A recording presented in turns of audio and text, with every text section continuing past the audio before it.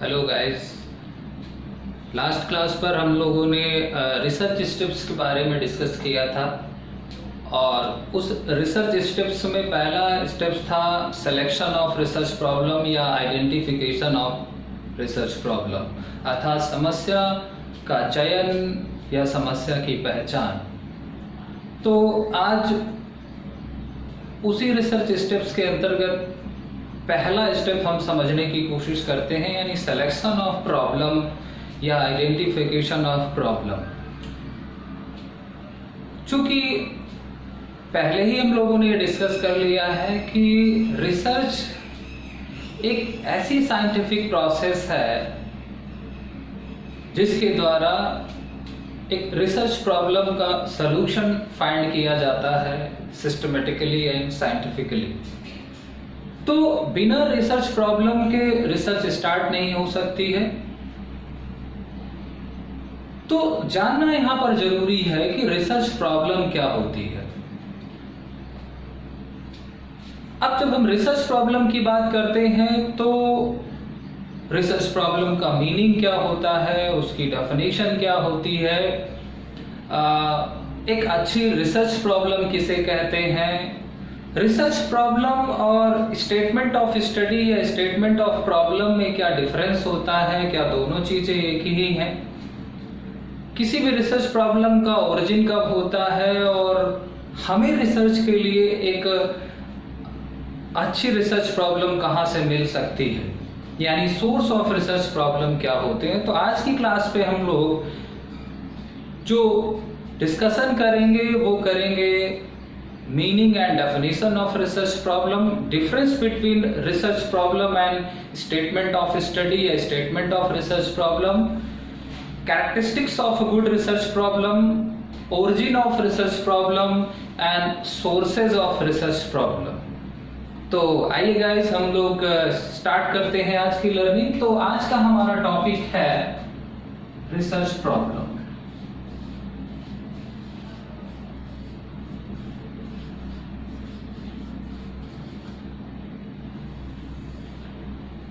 और research problem क्या है, फर्स्ट स्टेप ऑफ रिसर्च है, ये ध्यान रखें।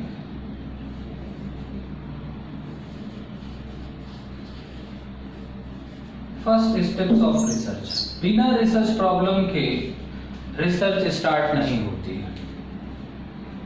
अब जब हम मीनिंग की बात करते हैं कि व्हाट इज रिसर्च प्रॉब्लम या शोध समस्या होती क्या है, तो हम हमेशा की तरह इस कॉन्सेप्ट को भी दो रेफरेंस में समझने की कोशिश करते हैं, एक इसका जनरल मीनिंग और एक इसका थोड़ा सा टेक्निकल मीनिंग।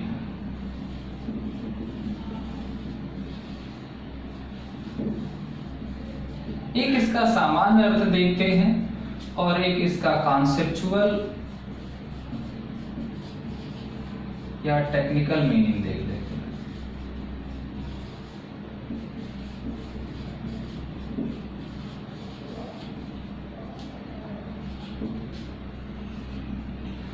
जब हमसे रिसर्च प्रॉब्लम की बात की जाती है और कहा जाता है कि भाई शोध समस्या क्या होती है, तो शोध समस्या यानी समस्या क्या होती है, हमसे पूछा जाए कि भाई समस्या क्या है या शोध समस्या क्या है, तो सामान्यतः हम कह देते हैं कि शोध समस्या क्या है, एक क्वेश्चन है, एक क्या है, प्रश्न है। शोध समस्या क्या है, एक प्रश्न है। इसको टाउनसेंड ने बहुत अच्छे तरीके से, बहुत फेमस उनकी डेफिनेशन है, उन्होंने कहा कि research problem is a question which are proposed for solution. अगर हम यहाँ पर जनरल मीनिंग में टाउनसेंड का स्टेटमेंट ले लें, अकॉर्डिंग टू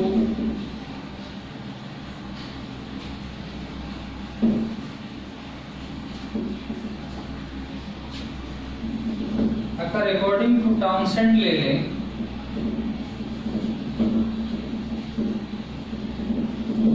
तो उन्होंने एक बहुत अच्छी डेफिनेशन दी है कि research problem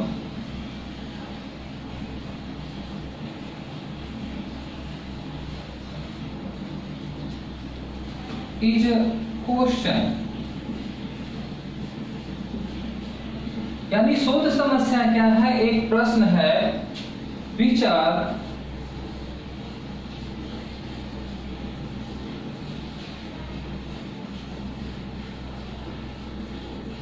proposed for solution, जिसे समाधान हेतु निर्मित किया जाता है। अर्थात समस्या क्या है, शोध समस्या क्या है, शोध समस्या समाधान हेतु प्रस्तावित एक प्रश्न है। अर्थात अगर हम इसको हिंदी में लें तो समाधान हेतु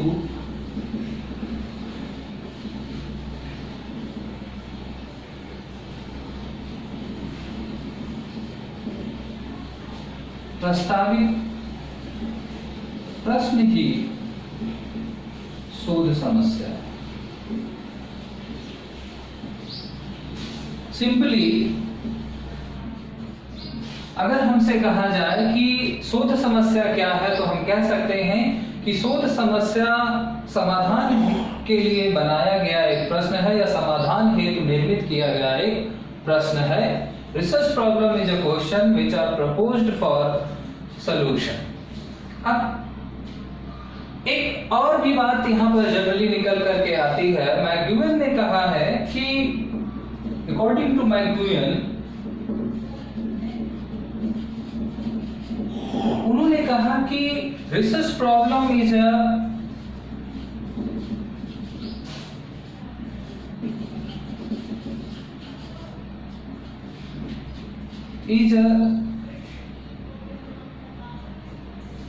नॉलेज गैप।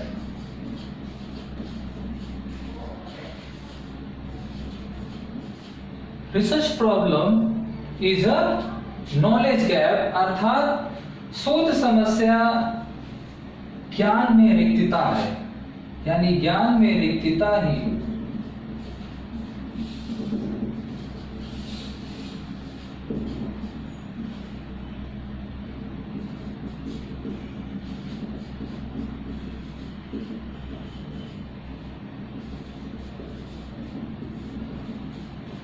शोध समस्या है। तो सामान्य शब्दों में जब भी हमसे शोध समस्या का अर्थ पूछा जाए तो इन दोनों अर्थों को आप ध्यान में रखेंगे। पहला कि शोध समस्या एक प्रश्न है जिसे समाधान हेतु प्रस्तावित किया जाता है या निर्धारित किया जाता है या निर्मित किया जाता है, या दूसरे शब्दों में शोध समस्या एक हमारे ज्ञान में रिक्तता है या नॉलेज गैप है, ज्ञान का अभाव है या लैकनेस ऑफ नॉलेज है। तो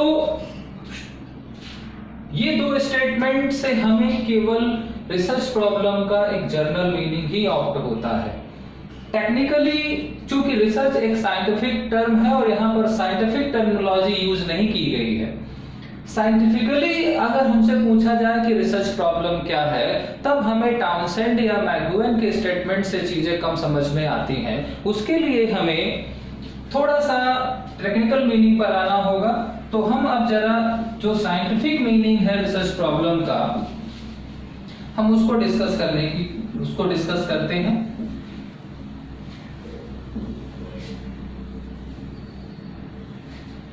देखिए, जब हमसे टेक्निकली कहा जाता है कि रिसर्च प्रॉब्लम क्या है, हमसे टेक्निकली पूछा जा रहा है या कॉन्सेप्चुअली पूछा जा रहा है।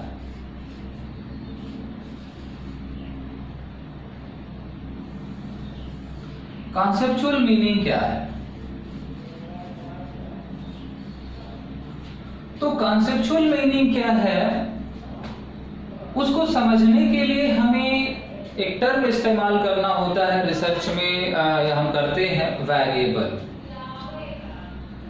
रिसर्च प्रॉब्लम एक वेरिएबल रिलेशनशिप है, लेकिन ये कैसी वेरिएबल रिलेशनशिप है?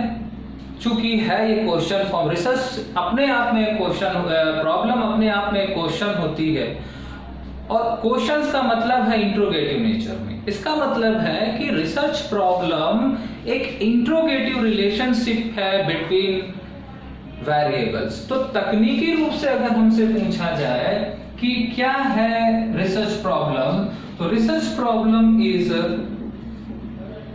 ए इंट्रोगेटिव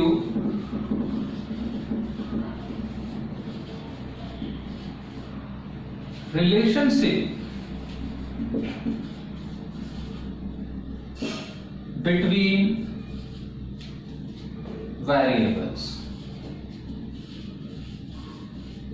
अर्थात चरों के बीच का प्रश्नवाचक संबंध। अब यहां पर चरों की संख्या 2 भी हो सकती है और 2 से अधिक भी हो सकती है, वो तो समस्या के रेंज पर या समस्या कथन का जो विस्तार है उसका क्षेत्र उस पर निर्भर करता है। तो कॉन्सेप्चुअली अगर हमसे रिसर्च प्रॉब्लम पूछी जाए तो हम कहेंगे कि research problem is a interrogative relationship between variable.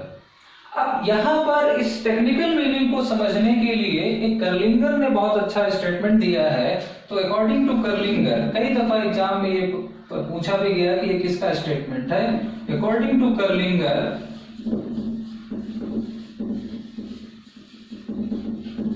कर्लिंगर ने कहा कि research problem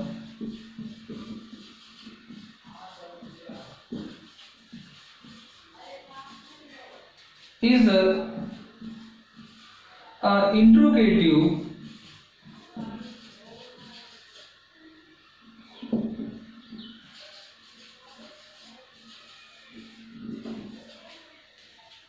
sentence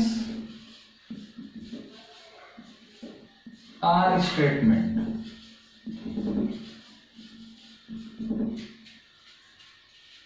The research problem is an interrogative sentence or statement that asks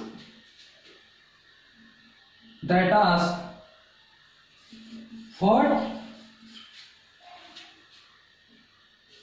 a relationship या what a relation between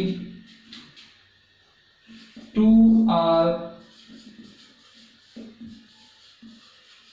more than two variables।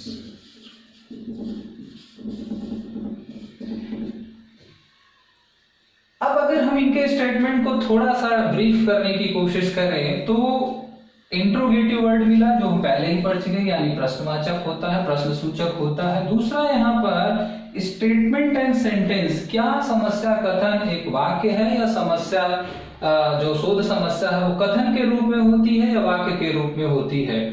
तो दोनों ही बातें यहाँ पर लिखी हैं। That ask what a relationship या what a relation between two or more than two variable, अर्थात शोध समस्या एक ऐसा प्रश्नवाचक वाक्य या कथन है जो यह पूछता है कि 2 या 2 से अधिक चरों के मध्य किस प्रकार का या क्या संबंध है या किस प्रकार का संबंध है। तो इसका मतलब है कि 2 चरों के बीच संभावित संबंधों के आधार पर जो एक प्रश्न निर्मित किया जाता है तो उस प्रश्न को ही हम शोध समस्या कहते हैं। यहाँ पर हम शोध समस्या को हमेशा इंट्रोगेटिव नेचर में ही रखते हैं या एक जर्नल स्टेटमेंट भी हो सकता है। ध्यान रखें कि कभी कभी सोशल साइंस रिसर्च की जो प्रॉब्लम होती है वो एक जर्नल स्टेटमेंट या सेंटेंस के रूप में भी होती है, लेकिन उसे अच्छी शोध समस्या नहीं कहते। अच्छी शोध समस्या वो है जो इंट्रोगेटिव नेचर की हो, यानी प्रश्न जो है वाचक हो या प्रश्न सूचक हो, उसे इसलिए हमेशा हम उसको इंट्रोगेटिव, अगर वो जर्नल स्टेटमेंट है तो हम उसको जर्नल स्टेटमेंट में भी कभी कभी हमारी रिसर्च प्रॉब्लम होती हैं, लेकिन गुड रिसर्च प्रॉब्लम की जो कैरेक्टरिस्टिक्स होती हैं उसमें इंट्रोगेटिवनेस को हमेशा कंसीडर किया जाता है। अब सेंटेंस और स्टेटमेंट की रिसर्च प्रॉब्लम सेंटेंस होती है या स्टेटमेंट होती है, तो इसकी भी चर्चा आगे हम करेंगे।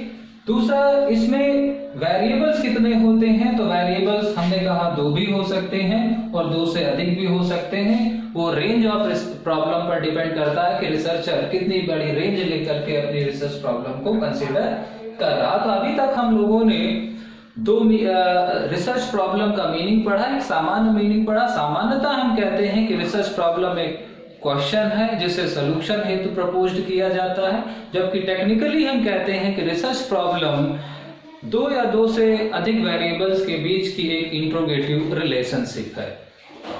अब अगर हम कर्लिंगर का स्टेटमेंट लें और उसका थोड़ा सा माइक्रो एनालिसिस करें तो उससे हमें कुछ कैरेक्टरिस्टिक्स निकल करके आती हैं। कैरेक्टरिस्टिक्स क्या है, यानी पहली कैरेक्टरिस्टिक्स रिसर्च प्रॉब्लम की है कि रिसर्च प्रॉब्लम क्या होती है, एक इंट्रोगेटिव स्टेटमेंट होती है या एक इंट्रोगेटिव सेंटेंस होता है। अब सेंटेंस एंड स्टेटमेंट में क्या डिफरेंस होता है, ग्रामेटिकली अगर देखा जाए तो जब किसी स्टेटमेंट में एक्शन वर्ब इस्तेमाल होती है या कोई भी एक ग्रुप ऑफ वर्ड्स दिया है उसमें एक्शन वर्ब इस्तेमाल की गई होती है, यानी क्रिया सूचक जो है वो शब्द इस्तेमाल होते हैं, तो उसे हम सेंटेंस कहते हैं, जैसे जिसमें करना, स्टडी, ये वो तमाम बातें हैं। और स्टेटमेंट वो है जिसमें एक्शन वर्ब नहीं होती। तो स्टेटमेंट यानी कथन जो होते हैं वो विदाउट एक्शन वर्ब होते हैं, और जब हम किसी स्टेटमेंट में एक्शन वर्ब इस्तेमाल कर देते हैं तो वो सेंटेंस होता है। तो कभी कभी जो हमारा रिसर्च प्रॉब्लम है वो स्टेटमेंट के फॉर्म में भी हो सकता है और सेंटेंस के फॉर्म में भी हो सकता है। लेकिन जब अभी आगे हम रिसर्च प्रॉब्लम के बाद इसको डिस्क्रिमिनेट करेंगे, रिसर्च प्रॉब्लम और इस टाइटल ऑफ स्टडी में क्या डिफरेंस होता है या स्टेटमेंट ऑफ रिसर्च प्रॉब्लम में क्या होता है, तो वहां पर ये दोनों चीजें अलग हो जाती हैं। जनरली स्टूडेंट्स रिसर्च प्रॉब्लम और टाइटल ऑफ स्टडी या टॉपिक ऑफ स्टडी या स्टेटमेंट ऑफ प्रॉब्लम को एक ही मान लेते हैं, जबकि टेक्निकली दोनों ही कॉन्सेप्ट बहुत अलग अलग है। हाँ, दोनों एक क्वाइन के दो एस्पेक्ट जरूर है, लेकिन दोनों में मेजर डिफरेंस होता है। लेकिन उस डिफरेंस को जानने से पहले हम कर्लिंगर के स्टेटमेंट या उनकी जो डेफिनेशन है रिसर्च प्रॉब्लम की, उसका अगर माइक्रो एनालिसिस कर रहे हैं तो हमें 2-3 बातें मुख्य रूप से प्राप्त हो रही है। पहला कि रिसर्च प्रॉब्लम एक इंट्रोगेटिव स्टेटमेंट या सेंटेंस है। दूसरा, रिसर्च प्रॉब्लम में वेरिएबल रिलेशनशिप होती है। वो तीसरी बात, वेरिएबल्स की संख्या 2 भी हो सकती है, यानी कम से कम 2 होगी, क्योंकि एक वेरिएबल पर रिसर्च नहीं हो सकती है, कम से कम 2 वेरिएबल होने चाहिए, और 2 से अधिक भी 3, 4, 5, 6 वेरिएबल्स तक की भी स्टडी कर सकता है। वो रिसर्चर के टाइम अवेलेबिलिटी या उसके स्किल या उसके रिसोर्सेज पर डिपेंड करता है कि वो कितने वेरिएबल्स को लेकर के करता है। अगर हम पीजी लेवल पर या एमएड लेवल पर या एमफिल लेवल पर करते हैं तो 2-3 वेरिएबल पर स्टडी कर लेते हैं, या हमारी एक्सपेरिमेंटल स्टडी होती है तो हम कम वेरिएबल रखते हैं। नॉन एक्सपेरिमेंटल स्टडी है या फिर एमफिल के बाद हम पीएचडी लेवल पर या डीफिल लेवल पर या डीलिट लेवल पर जब रिसर्च की बात आती है तो वहां पर हम वेरिएबल्स को ज्यादा रख लेते हैं, क्योंकि वहां पर टाइम की शॉर्टेज नहीं होती है। तो 3 मुख्य बातें यहां से मिली। रिसर्च प्रॉब्लम एक इंट्रोगेटिव स्टेटमेंट या सेंटेंस है।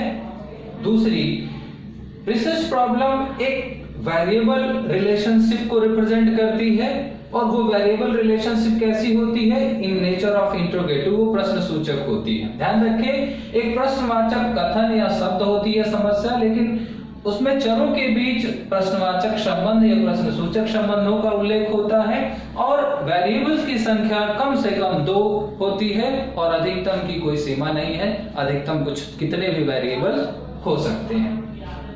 अब रिसर्च प्रॉब्लम के जर्नल और टेक्निकल मीनिंग को समझने के पश्चात हम एक चीज और समझने का प्रयास करते हैं कि रिसर्च प्रॉब्लम और स्टेटमेंट ऑफ स्टडी में क्या डिफरेंस होता है, क्या दोनों चीजें एक ही हैं, क्या ये सिनोनिम्स हैं, या फिर इनमें कुछ टेक्निकल डिफरेंस भी होता है। तो हम एक तरफ लेते हैं रिसर्च प्रॉब्लम,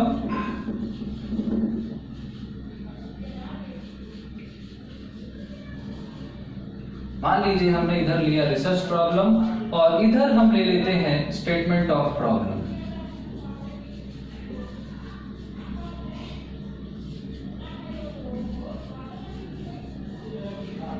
यानी शोध समस्या, इसको अगर हम कह दें तो ये क्या है हमारी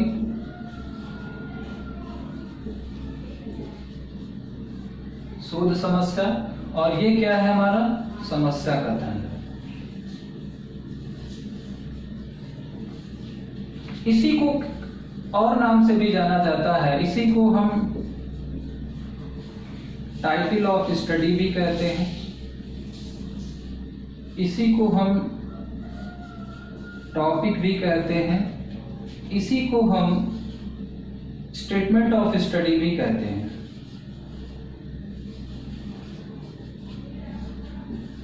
कई नाम यहां पर प्रयोग किए जा सकते हैं। अब इनमें क्या डिफरेंस है ये जानना जरूरी है कि ये दोनों चीजें एक ही हैं या अलग अलग चीज हैं। तो अंतर क्या है, इसमें अंतर है केवल और केवल नेचर का। इन दोनों का नेचर है एक दूसरे से ये जुड़े हुए हैं, लेकिन थोड़ा सा इनमें डिफरेंस ये है कि जो रिसर्च प्रॉब्लम होती है उसका जो एरिया होता है वो काफी ब्रॉड होता है। पहले तकनीकी रूप से आप देख लें कि जो रिसर्च प्रॉब्लम होती है और स्टेटमेंट ऑफ प्रॉब्लम, दोनों में सिमिलरिटी ये है कि दोनों ही इंट्रोगेटिव नेचर के होंगे, इसीलिए कंफ्यूजन हो जाता है। अगर हमसे पूछा जाए कि नेचर ऑफ रिसर्च प्रॉब्लम क्या होता है तो हम कहेंगे इंट्रोगेटिव नेचर की होती है।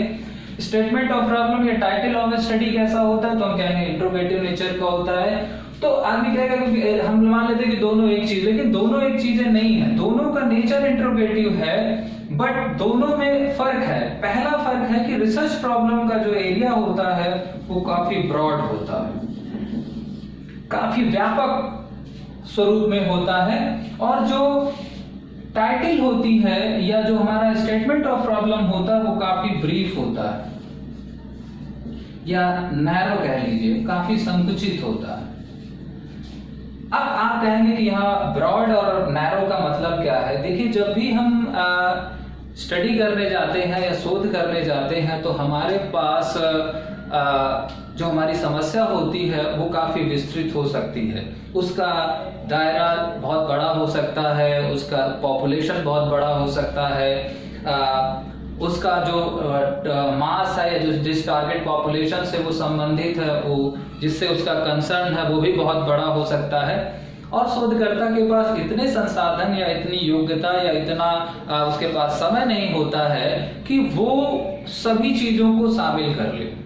तो शोध करने के लिए वो क्या है, जब उसको एक शोध समस्या मिल जाती है तो वो अपनी शोध समस्या को डिलिमिट करता है या उसकी एक बाउंड्री निर्धारित कर लेता है कि भाई मुझे समस्या लेनी है। जैसे मान लीजिए एक स्टूडेंट है और वो जैसे वर्तमान परिदृश्य चल रहा है कि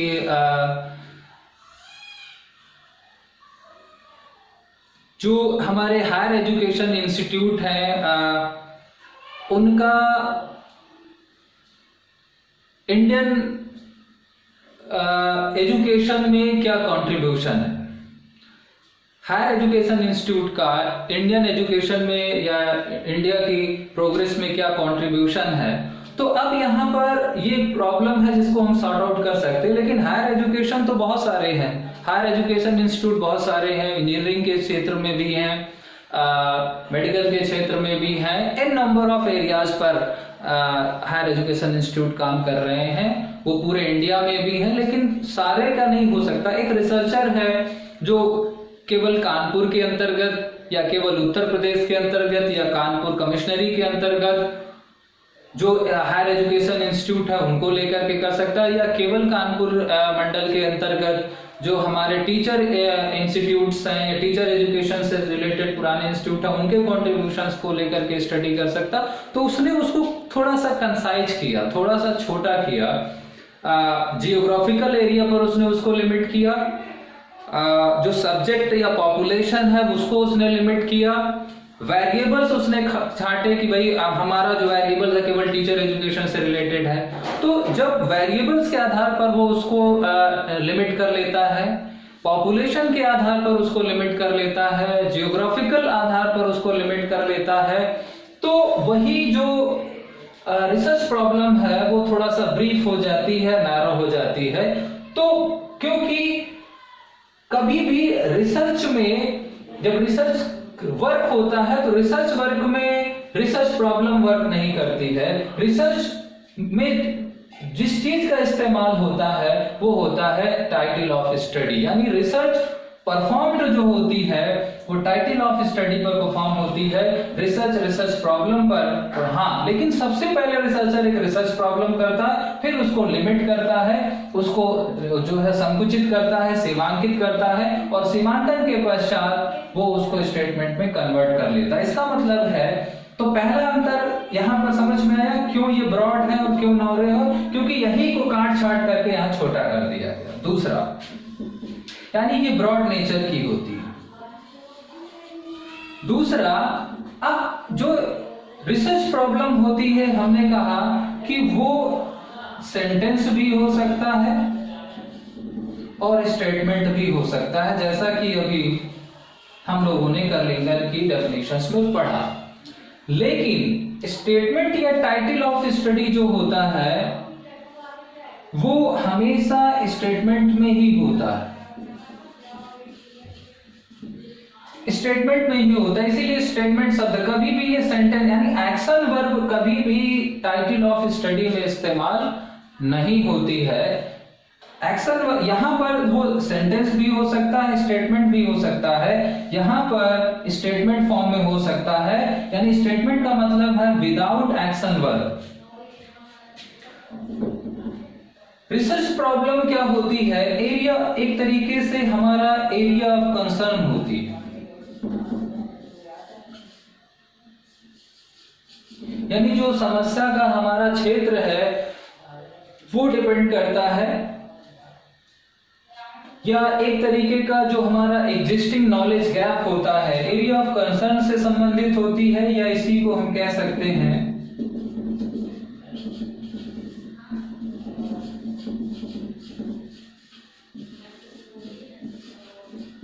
एग्जिस्टिंग नॉलेज गैप होता है। अब अगर हम स्टेटमेंट ऑफ प्रॉब्लम की बात करें तो स्टेटमेंट जो होता है वो प्रॉब्लम से निकलता है। इसका मतलब है ये एक तरीके का क्या है, आउटलाइन है, outline of research problem.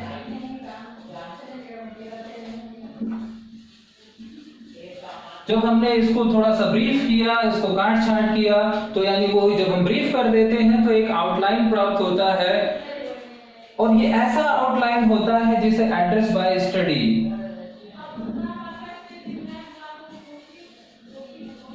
Address bye study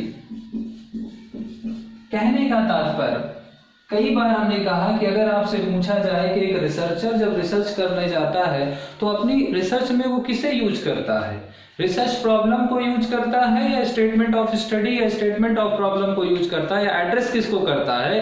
तो कभी भी रिसर्च प्रॉब्लम रिसर्च में एड्रेस नहीं होती है।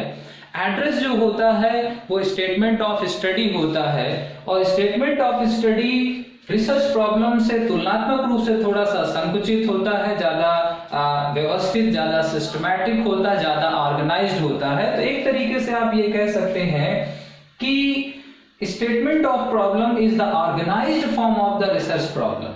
जब ये थोड़ा सा व्यवस्थित होता है, थोड़ा सा जिगजैग होता है, तो वो रिसर्च प्रॉब्लम होती।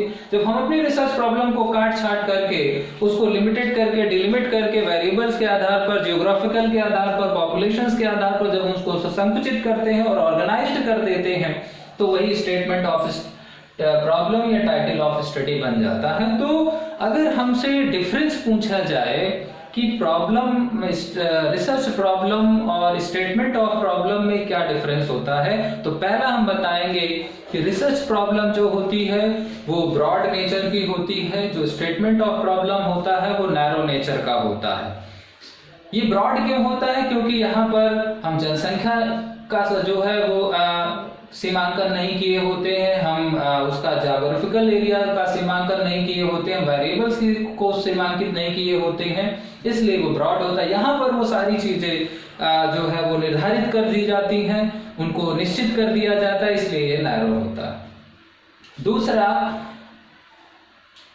जो रिसर्च प्रॉब्लम होती है वो एरिया ऑफ कंसर्न, यानी जो समस्या का हमारा क्षेत्र होता है या क्षेत्र होता है उसको रिप्रेजेंट करता है कि भाई हमारी प्रॉब्लम किससे, हमारी प्रॉब्लम टीचर एजुकेशन से रिलेटेड है, टीचर एजुकेशन में किससे रिलेटेड है, प्रोस्पेक्टिव टीचर से है या हमारे जो इन सर्विस टीचर है उनसे रिलेटेड है, तो वो एरिया ऑफ कंसर्न को डिफाइन करती है, जबकि स्टेटमेंट ऑफ प्रॉब्लम जो है उस एरिया ऑफ कंसर्न से एक आउटलाइन लेकर के एक किसी स्पेसिफिक फील्ड को लेकर के चलती है। तो आउटलाइन ऑफ रिसर्च प्रॉब्लम है।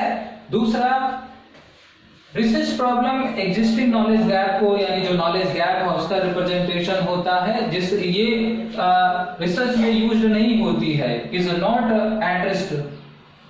Addressed by research, not addressed by study. अध्ययन में इसका प्रयोग नहीं होता है। अध्ययन में जब भी हम प्रयोग करते हैं वो टाइटल का प्रयोग होता है। तो आई होप आप रिसर्च प्रॉब्लम और स्टेटमेंट ऑफ स्टडी या उसके जो अल्टरनेटिव नेम है जिसे हम टॉपिक भी कहते हैं, इनके बीच का डिफरेंस समझ चुके हैं। 3-4 बिंदुओं पर इनके बीच डिफरेंस है। जनरली हम रिसर्च प्रॉब्लम और स्टेटमेंट ऑफ प्रॉब्लम को एक ही मान लेते हैं, जैसा हमने पहले कहा, लेकिन क्वेश्चंस कई दफा इससे पूछ लिया जाता है कि क्या दोनों चीजें एक हैं। कई बार वाइवा में भी क्वेश्चन पूछा जाता है, कई बार रिटन एग्जाम में भी क्वेश्चन पूछा जाता। तो आई होप कि आप उस तरह के क्वेश्चंस को वहां पर टैकल कर लेंगे।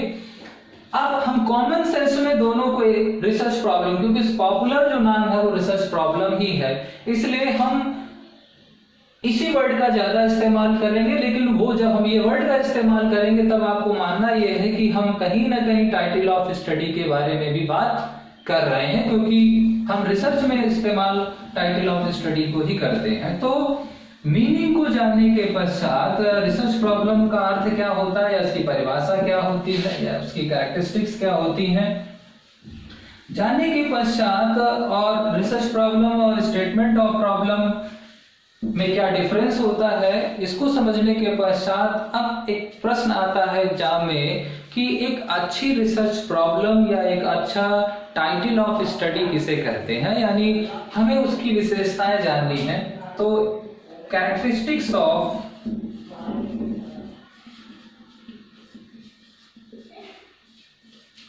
Good research problem.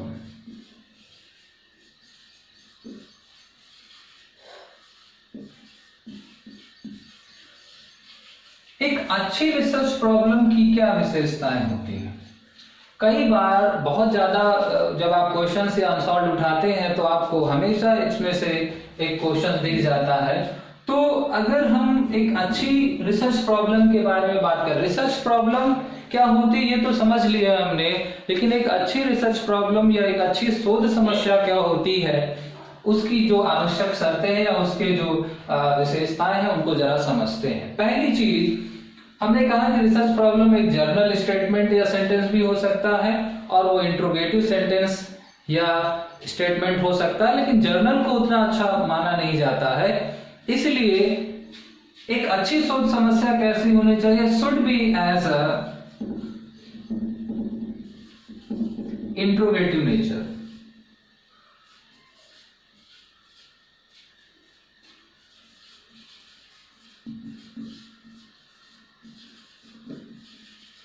यानी उसे प्रश्नवाचक प्रकृति में या प्रश्नवाचक कथन के रूप में होना चाहिए, या इंट्रोगेटिव नेचर में हो। एज इंट्रोगेटिव नेचर होगी या क्वेश्चंस फॉर्म में होगी, और क्वेश्चंस या प्रश्नवाचक फॉर्म में होगी, तो हम उसको एक अच्छी शोध समस्या मानेंगे। दूसरा, प्रॉब्लम शुड बी सॉल्वेबल।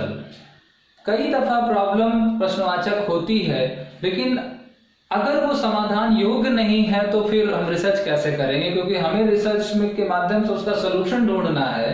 कभी कभी प्रॉब्लम कुछ ऐसी होती है कि उनका कोई समाधान ही नहीं है। जैसे अगर हमसे कहा जाए कि भाई ईश्वर है या नहीं है, मरने के बाद इंसान कहाँ जाता है, ये तमाम ऐसे गूढ़ प्रश्न हैं जिनके जवाब नहीं है, जिनको कोई सॉल्व ही नहीं कर सकता, तो ये रिसर्च प्रॉब्लम नहीं बन सकते हैं। तो दूसरी विशेषता है कि problem should be solvable. Problem कैसी हो, समाधान योग्य हो।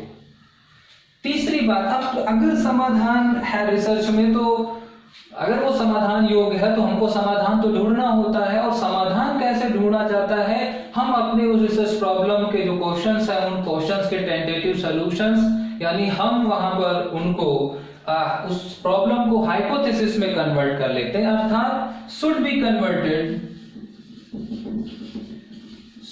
कन्वर्टेबल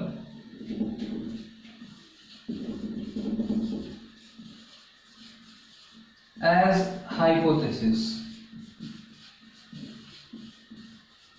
अगर वो परिकल्पना में परिवर्तन योग्य है, या कन्वर्टेबल या चेंजेबल भी कह सकते हैं यहां पर,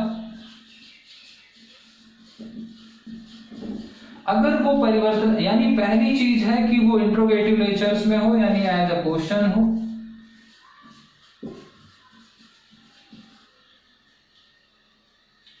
एज ए क्वेश्चन हो। दूसरा, फिर उस क्वेश्चन का सलूशन हो, और वो सलूशन कैसा है, एज अ हाइपोथेसिस हो, अर्थात उसको टेंटेटिव सलूशन में कन्वर्ट किया जा सके। तीसरी चौथी बात यहां पर, जो सलूशन है, सलूशन शुड बी टेस्टेबल या रिसर्चेबल, दो बातें हैं। अब सलूशन एक बार आ गया है, लेकिन वो सलूशन सही या नहीं, दोबारा हम वो सलूशंस को नहीं प्राप्त कर सकते अगर उस प्रॉब्लम को, तो फिर यानी वो एक्सपेरिमेंटली नहीं है, एक्सपेरिमेंटली वेरीफाइड हो सके, यानी प्रॉब्लम शुड बी रिसर्चेबल।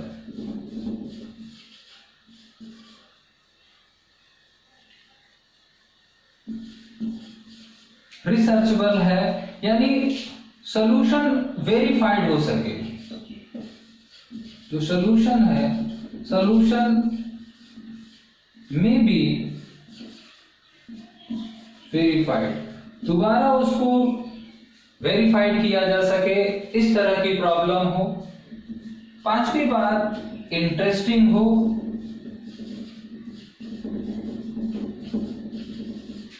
छठी बात, सिग्निफिकेंट हो।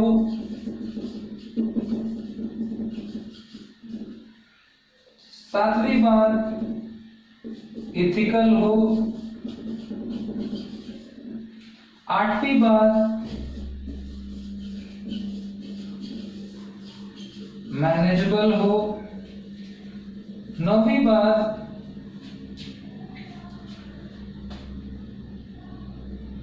Variable relationship.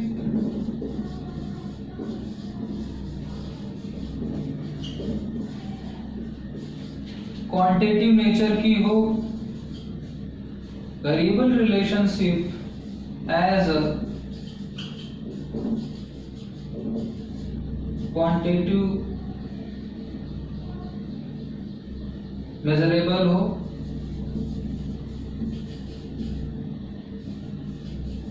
ये कुछ बातें हैं, अगर किसी शोध समस्या में है तो हम उसे एक अच्छी शोध समस्या कह सकते हैं। अर्थात पहली बात है कि शोध समस्या कैसी हो, शोध समस्या प्रश्नवाचक वाक्य के रूप में या प्रश्नवाचक प्रकृति की हो।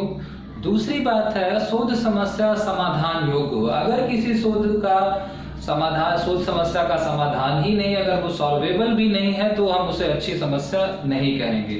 तीसरी बात, शोध में समस्या का हल तभी निकल सकता है शोध के माध्यम से, जब वो शोध समस्या परिकल्पनाओं के रूप में परिवर्तनीय हो या रूपांतरित की जा सके। अगर किसी रिसर्च प्रॉब्लम को हाइपोथेसिस फॉर्म में कन्वर्ट ही नहीं कर सकते, तो वो रिसर्च प्रॉब्लम कभी भी अच्छी नहीं है। अर्थात प्रॉब्लम शुड बी चेंजेबल और कन्वर्टेबल एज अ हाइपोथेसिस हो। फिर वो जो सॉल्यूशन है रिसर्च प्रॉब्लम का जो आएगा रिसर्च के बाद, अगर उस सॉल्यूशंस को हम रीवेरीफाई करना चाहें या उसको रिसर्च करना चाहें या उसको एक्सपेरिमेंटली प्रूफ करना चाहें, तो दोबारा या तिबारा या 4 बार भी हम उसको वेरीफाइड कर सके। ऐसा नहीं कि एक बार आ गया फिर दोबारा हो ही नहीं सकता, तो हम ऐसी रिसर्च प्रॉब्लम को अच्छी रिसर्च प्रॉब्लम नहीं कहते। इसीलिए एक्सपेरिमेंटल रिसर्चेस ज्यादा अच्छी होती, क्योंकि उनकी रिसर्च प्रॉब्लम जो होती है वो वेरिफिकेशन के योग्य होती है, या उनको हम एक्सपेरिमेंटली वेरीफाइड कर सकते हैं। तीसरी बात इंटरेस्टिंग होनी चाहिए, अर्थात रिसर्च प्रॉब्लम ऐसी हो जो रिसर्चर के इंटरेस्ट को मेंटेन रखे, क्योंकि अगर इंटरेस्ट रिसर्चर का खत्म हो जाएगा रिसर्च प्रॉब्लम से, बोरिंग सी हो जाएगी रिसर्च प्रॉब्लम, तो रिसर्चर कभी भी उस रिसर्च पर आगे कंटिन्यू एफर्ट्स नहीं करेगा। एक लिमिट के बाद अपने आप को वो थका हुआ मान लेगा और फिर उस रिसर्च को करना छोड़ देगा। सिग्निफिकेंट का मतलब यहाँ पर है उस महत्व हो, यानी रिसर्च ऐसी हो जो सोसाइटी को कंट्रीब्यूट करे, सोसाइटी को कुछ दे, या समाज के लिए महत्व हो, समाज में उसकी कोई उपयोगिता हो, उसका कोई सोशल यूजफुलनेस हो या सोशल वेलफेयरनेस हो, यानी ऐसा समाधान हो जिससे लोगों के या समाज को कुछ ना कुछ लाभ मिले। एथिकल, यानी रिसर्च की प्रॉब्लम को एथिकली भी फिट होना चाहिए, अर्थात जब हम रिसर्च में जो हम सोशल साइंस रिसर्च में जब हम जो पार्टिसिपेंट्स लेते हैं या जो व्यक्ति रिसर्च में भाग लेते हैं उनको किसी भी तरह की मानसिक या शारीरिक क्षति ना पहुंचती हो, उनको किसी तरह का नुकसान ना हो। ऐसा नहीं रिसर्च की आप रिसर्च करने के लिए किसी को जो है वो टॉर्चर कर रहे हैं, भूखा रख रहे हैं, या उसके ऊपर दंड कर रहे हैं, या ड्रग का प्रयोग कर रहे हैं, या उसको किसी भी तरह की अगर क्षति पहुंच रही है शोध के दौरान, तो ऐसे रिसर्च प्रॉब्लम को हम अच्छी नहीं मानेंगे। जो शोध के प्रयोजकों या जो हमारे पार्टिसिपेंट्स होते हैं या जो हमारे सब्जेक्ट्स होते हैं उनको किसी तरह का मेंटल या फिजिकल डैमेज करता है, तो फिर वो हम रिसर्च प्रॉब्लम अच्छी नहीं मानेंगे। तीसरी बात यहाँ पर एक मैनेजेबल, यानी प्रबंधन युक्त हो या प्रबंधकीय हो, अर्थात रिसर्च प्रॉब्लम ऐसी हो जिसे शोधकर्ता निर्धारित समय में अपने निर्धारित बजट में और अपनी जो भी उसके पास उपलब्ध योग्यता है उसके आधार पर वो उसे परफॉर्म कर सके, कंप्लीट कर सके। अब रिसर्च प्रॉब्लम तो देखने में बहुत अच्छी है, लेकिन वो रिसर्चर के द्वारा मैनेजेबल नहीं, उसके पास उतना टाइम नहीं, उतना पैसा नहीं है कि वो उस रिसर्च को कंप्लीट कर सके, तो वो रिसर्च प्रॉब्लम एक अच्छी रिसर्च प्रॉब्लम नहीं है। अर्थात रिसर्च प्रॉब्लम ऐसी एक अच्छी रिसर्च प्रॉब्लम वो होती है जो रिसर्चर के द्वारा मैनेजेबल हो। तीसरा, एक आखिरी बात कर लेते हैं कि जब हम रिसर्च प्रॉब्लम की बात करते हैं तो हमने पहले कहा कि रिसर्च प्रॉब्लम दो या दो से अधिक वेरिएबल्स के बीच के एक इंट्रोगेटिव रिलेशनशिप है। लेकिन जब रिलेशनशिप की बात की जाती है तो रिलेशनशिप अगर क्वांटिटेटिव मेजरेबल है तो उसको हम वेरीफाई कर सकते हैं, उसको बार बार हम प्रूफ कर सकते हैं। तो अगर रिलेशनशिप क्वांटिटेटिव मेजरेबल होगी तो वो ज्यादा अच्छी मानी जाएगी। वैसे रिसर्च में वेरिएबल रिलेशनशिप क्वांटिटेटिव और क्वालिटेटिव दोनों होती है। ध्यान रखें कि वेरिएबल रिलेशनशिप जब हम रिसर्च की बात करते हैं तो वो क्वांटिटेटिव रिलेशनशिप भी हो सकती है, वो क्वालिटेटिव भी हो सकती है।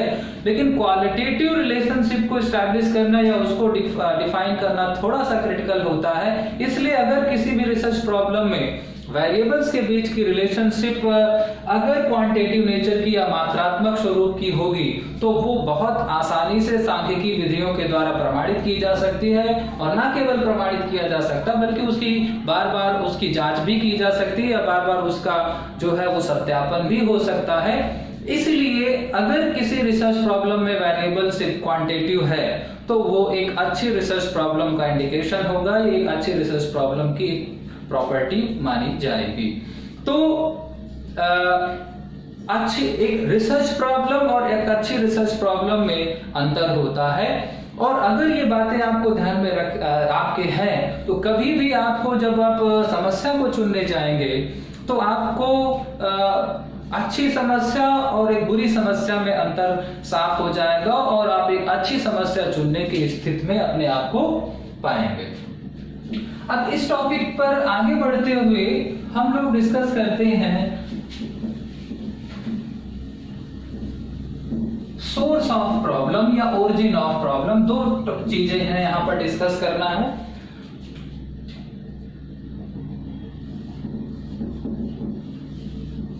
ओरिजिन ऑफ प्रॉब्लम और सोर्स ऑफ प्रॉब्लम, दोनों ही टॉपिक दोनों अलग अलग हैं।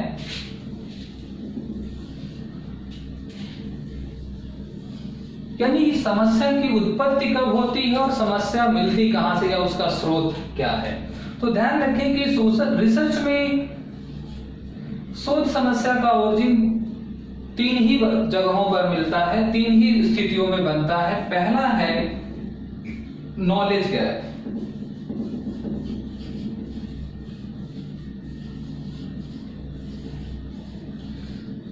दूसरा है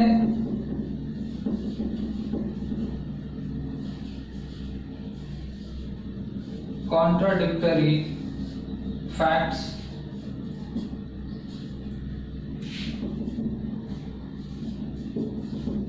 एंड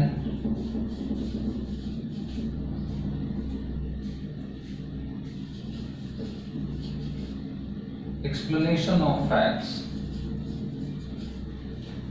यानी ज्ञान रिक्तता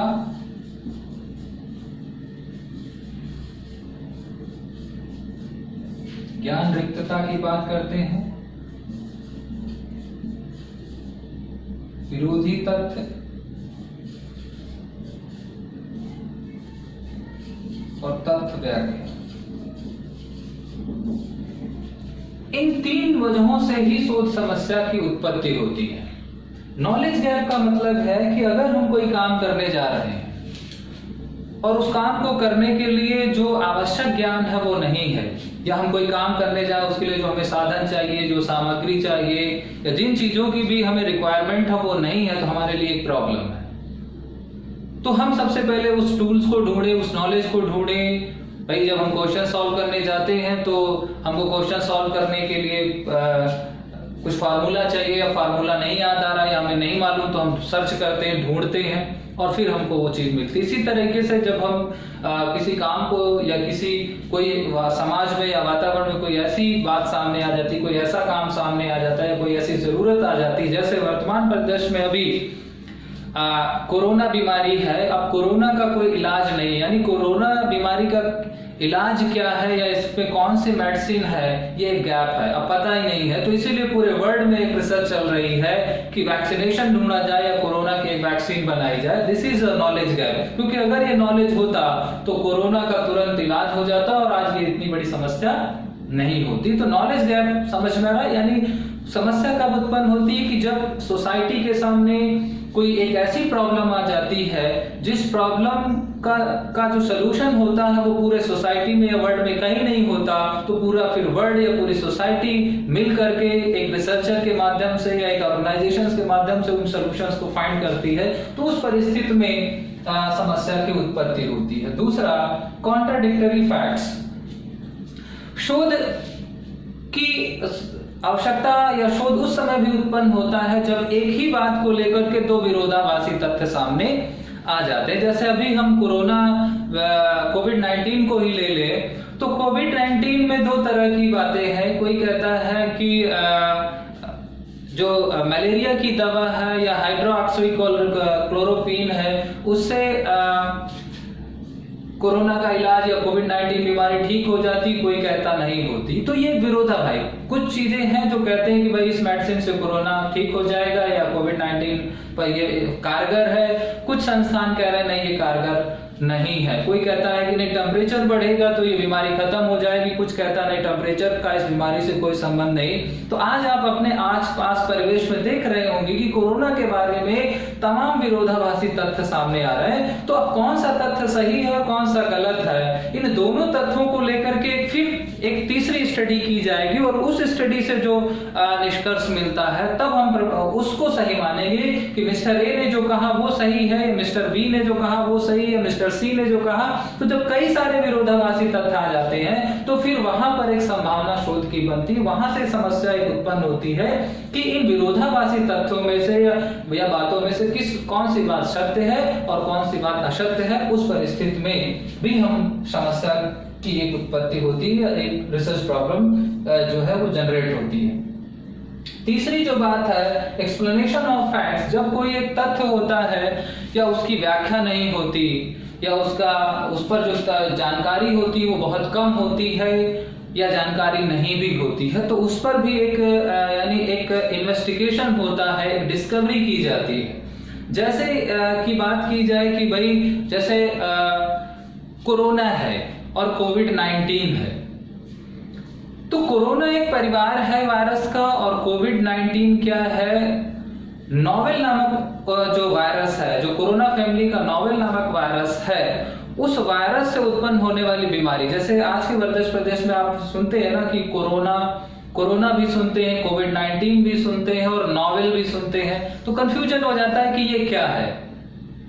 तो जानकारी के लिए बताएं कि कोरोना वायरस का एक परिवार है और कोरोना फैमिली में बहुत सारे वायरस रहते हैं। जो जुकाम होती है और उस जुकाम का जो वायरस होता है वो भी कोरोना फैमिली का ही होता है, इसीलिए कोरोना बीमारी, इस बीमारी में हमको जुकाम के सिम्टम्स बताए गए हैं।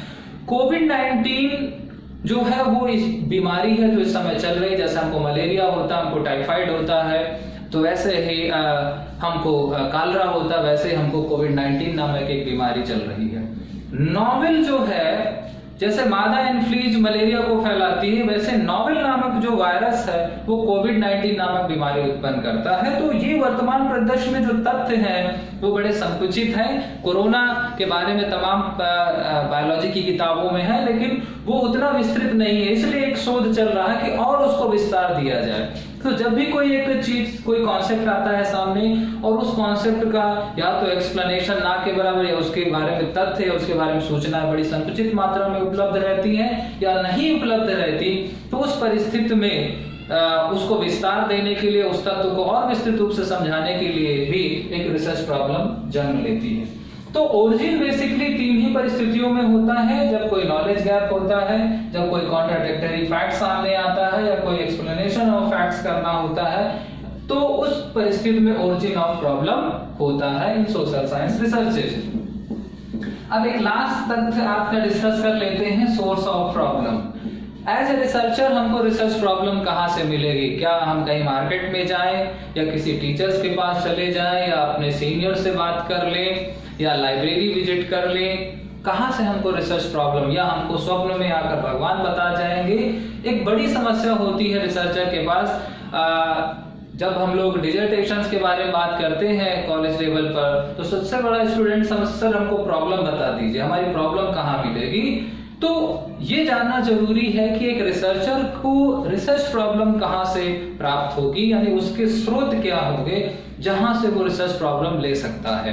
तो बहुत सारे स्रोत होते हैं, लेकिन जिनकी चर्चा हम यहाँ पर करते हैं, लेकिन उनमें से महत्वपूर्ण क्या है इसकी भी चर्चा करनी जरूरी है। पहले हम सारे जो हमारे स्रोत हैं उनकी चर्चा कर लेते हैं। तो जो हमारे सोर्स हैं, पहला पॉइंट है प्रीवियस रिसर्चेस।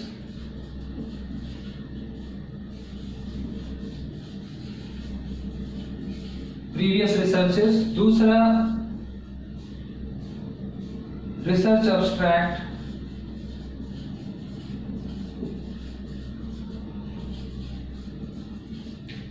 या जर्नल्स,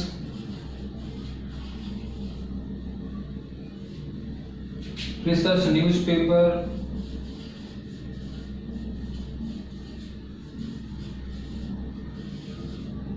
मैगजीन,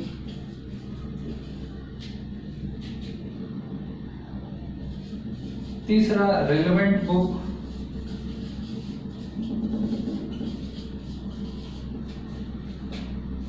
चौथा रिसर्चर पर्सनल इंटरेस्ट,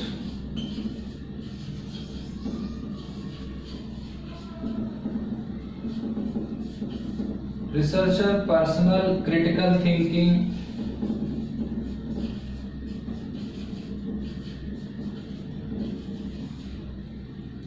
छठा एक्सपर्ट सजेशन,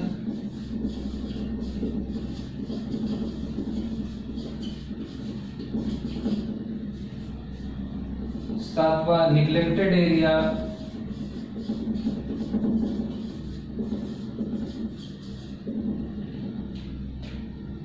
ये तमाम स्रोत हो सकते हैं। यहाँ पर इंसाइक्लोपीडिया भी आप कर सकते हैं।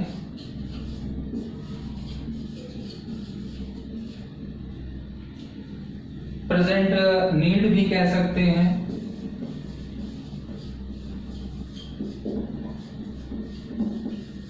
यानी प्रीवियस रिसर्चेस मतलब हमारी जो थीसिस है या जो हमारे डिसर्टेशन है, जो प्रीवियस रिसर्च होते हैं, जैसे प्रीवियस रिसर्च का मतलब पूर्व के शोध का, previous researches, research abstract, journals, research newspaper, research magazine, relevant books, encyclopedia, researcher personal interest, researcher critical thinking, expert suggestion, neglected area यानी जो उपेक्षित क्षेत्र है जहां पर शोध नहीं हो, और वर्तमान की आवश्यकताएं।